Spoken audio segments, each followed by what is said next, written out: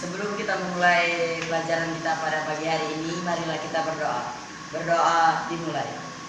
Ibu akan mengabsen kehadiran kalian ya pagi hari ini. Siapa tahu kalau nanti kalian ada yang tidak hadir.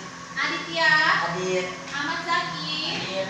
Oke, cek dulu untuk psikis kalian. Ada yang galau pagi hari ini? Ada. Alika galau kenapa? Hari ini yaitu tentang sistem pencernaan pada manusia. Ibu mau flashback dulu ke belakang ya.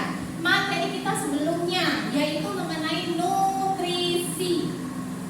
Masih ada yang ingat gak pada saat kita belajar nutrisi itu kita belajar apa aja?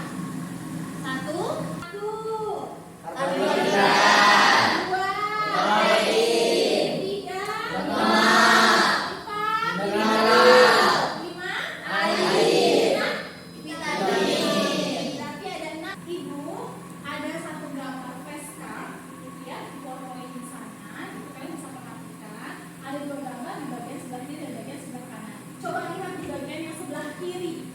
Kira-kira apa yang terjadi sama orang tersebut? Yang sebelah kanan? Dari sini kita akan mempelajari tentang materi sistem pencernaan, khususnya adalah proses pencernaan, organ pada sistem pencernaan beserta dengan fungsi-fungsinya. Kalian akan mengetahui betapa pentingnya kita mempelajari hal itu supaya apa? Supaya kita bisa menghindari hal-hal seperti ini. Salah satunya adalah peristiwa tersedang. Satu video motivasi tentang apa namanya ya? Tentang kehidupan lah. Kamu bisa pantang menyerah, tidak mudah putus asa.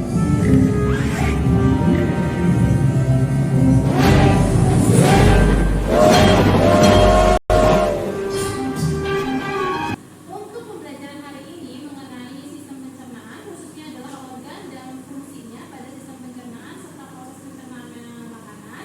Indikator pencapaian yang akan dicapai oleh kalian pada pagi hari ini adalah 1. Menjelaskan sistem pencernaan pada manusia. 2. Mengurutkan organ-organ pada sistem pencernaan manusia.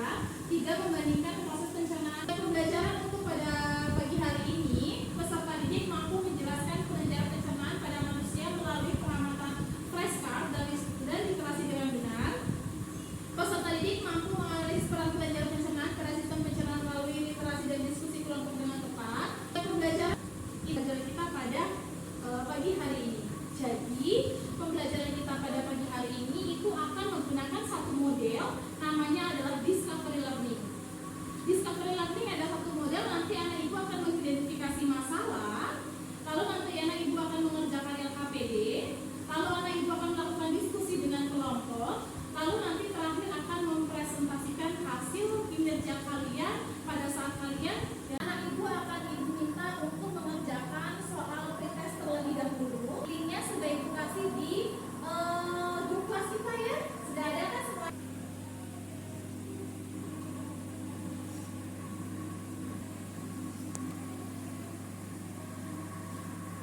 Menayangkan sebuah video pembelajaran tentang proses pencernaan dalam tubuh manusia serta organ pada proses pencernaan manusia beserta dengan fungsinya. Kalian boleh memperhatikan video tersebut ya nak? Sudah membahas pencernaan panjang. Hai teman-teman, kemarin kan kita sudah membahas pencernaan makanan dari mulut ya. Setelah dari mulut, makanan kita menuju kerongkongan. Kerongkongan adalah suatu saluran seperti tabung sepanjang 20 cm yang menghubungkan antara rongga mulut dengan lambung. Di dalam kerongkongan terjadi gerakan peristaltik, yaitu gerakan meremas-remas yang dilakukan oleh dinding kerongkongan untuk membuat makanan terdorong masuk ke dalam lambung. Berarti tujuan selanjutnya ke lambung ya, Pipo? Betul, Bol. Lambung adalah bagian dari organ pencernaan manusia yang paling elastis. Lambung berbentuk seperti kantong dan terletak di dalam rongga perut sebelah kiri atas. Di dalam lambung, makanan mengalami pencernaan secara mekanis dan kimiawi. Pencernaan mekanis dilakukan oleh dinding atau otot lambung yang meremas dan mengaduk makanan. Pencernaan kimiawi dilakukan oleh getah lambung yang dihasilkan oleh kelenjar getah lambung. Getah lambung mengandung enzim pepsin, enzim renin, dan asam klorida. Enzim pepsin berfungsi untuk memecah protein menjadi pepton. Enzim renin berfungsi untuk mengendapkan protein susu menjadi kasein. Asam klorida atau HCl berfungsi untuk mengasamkan makanan dan membunuh kuman yang masuk bersama makanan. Nah, habis ini makanan kita pergi ke toilet ya. Hihihi. Ah, kamu ini belum, Bol. Selanjutnya, makanan dicerna di usus halus dulu. Usus halus merupakan usus terpanjang dalam saluran pencernaan karena panjangnya mencapai 6 hingga 7 meter. Di dalam usus halus terdapat cairan khusus yang membantu penyempurnaan pencernaan makanan. Oh iya, usus halus terdiri dari 3 bagian, yaitu usus 12 jari, usus kosong, dan usus penyerapan. Apa aja ya fungsinya? Usus 12 jari atau disebut juga duodenum memiliki panjang kira-kira 25 cm. Usus 12 jari mencerna makanan dengan bantuan getah pankreas dan getah empedu. Getah pankreas dihasilkan oleh kelenjar pankreas. Getah pankreas mengandung enzim-enzim berikut. Enzim amilase berfungsi mengubah zat tepung atau amilum menjadi zat gula atau glukosa. Enzim tripsin berfungsi mengubah pepton menjadi asam amino. Enzim lipase berfungsi mengubah lemak menjadi asam lemak dan gliserol. Kalau getah empedu dihasilkan oleh hati dan disimpan dalam kantong empedu. Getah empedu berfungsi untuk mencerna lemak. Selanjutnya, usus kosong atau jejunum terletak di antara usus 12 jari dan usus penyerapan. Usus kosong memiliki panjang sekitar 2,5 meter dan berfungsi untuk mencerna makanan dari usus 12 jari. Terakhir adalah usus penyerapan yang merupakan tempat penyerapan sari-sari makanan. Di seluruh permukaan dindingnya terdapat ujung-ujung pembuluh darah yang menyerap sari-sari makanan. Kemudian, sari makanan diedarkan melalui aliran darah ke seluruh bagian tubuh. Jadi makanan yang kita makan kembali lagi ke dalam tubuh kita ya? Iya, Bol. Habis itu, sisa makanan yang dicerna masih berlanjut ke usus besar. Nah, usus besar berfungsi menyerap cairan, vitamin, dan mineral dari sisa-sisa makanan yang telah diserap oleh usus halus. Pada usus besar, terdapat bakteri yang berguna untuk tubuh bernama E. coli yang berfungsi untuk membantu proses pembusukan sisa makanan. Proses pembusukan sisa makanan akan menghasilkan kotoran atau feses yang kemudian dikeluarkan melalui anus. Oh gitu. Nah, gimana dengan mulus? Itu disebabkan oleh apa ya, Pipo?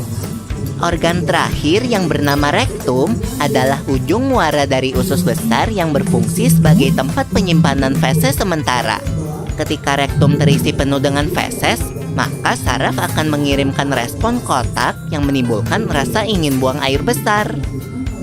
Anus adalah lubang di bagian bawah pantat yang berfungsi sebagai tempat keluarnya feses dari tubuh. Jadi begitu ya, seluruh proses pencernaan dalam tubuh kita. Iya, Bol.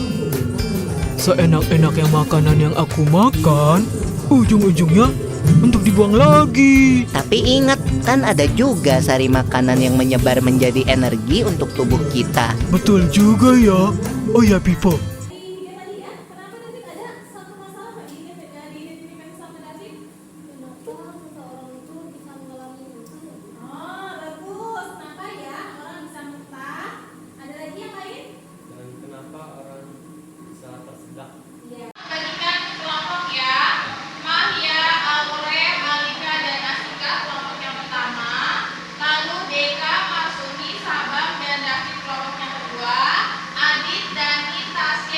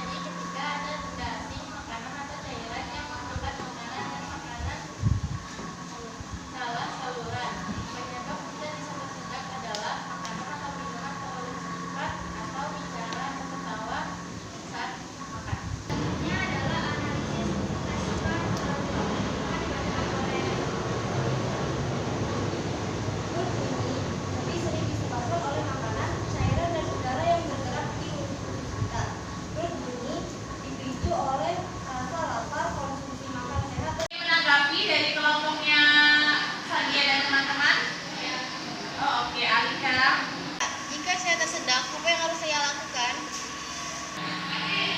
Kita tuh harus relax, terus bisa ditekuk-tekuk punggung bagian belakang, dan jika sudah mulai normal bisa minum. Dan jangan lupa memasukkan makanan ke dalam mulut yang tersedia, dan jangan gitu. Kenapa orang bisa tersedak? Karena ada makanan yang masuk ke dalam tenggorokan.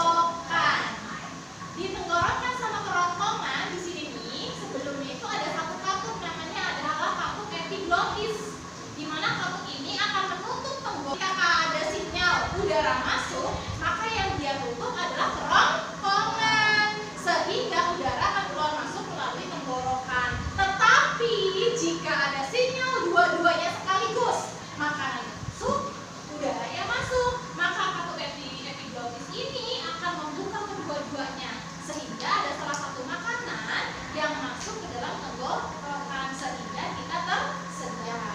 Untuk proses, oke ya, boleh? Oke. Ya.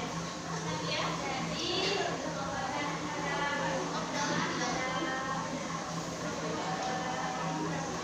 ya.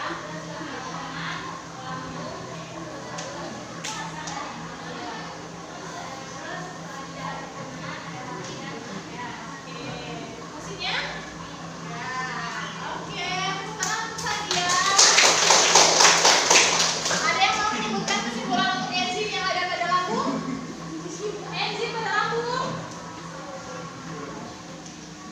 Lambung. Enzim yang ada pada lambung. Enzim yang ada pada lambung kita menyebutkan ada apa aja tadi? Oke, Dani. Dani, ada apa aja di lambung? Enzim pada lambung ada asam chlorida atau HCl. Iya. Yang kedua enzim renin, Renin, hasilnya terus. enzim pepsin. Oke, tepuk tangan untuk Dani. Hari ini begitu ya Naya, kita bisa menyimpulkan bahwasanya kita sudah tahu organ pada sistem pencernaan ada apa aja. Satu, ingat jangan lupa tidak hanya ada organ pada sistem pencernaan, tetapi ada kelenjarnya juga. Sahabat kita, apa aja? Hati dan oke, tes terlebih dahulu. Buka lagi soal yang tadi.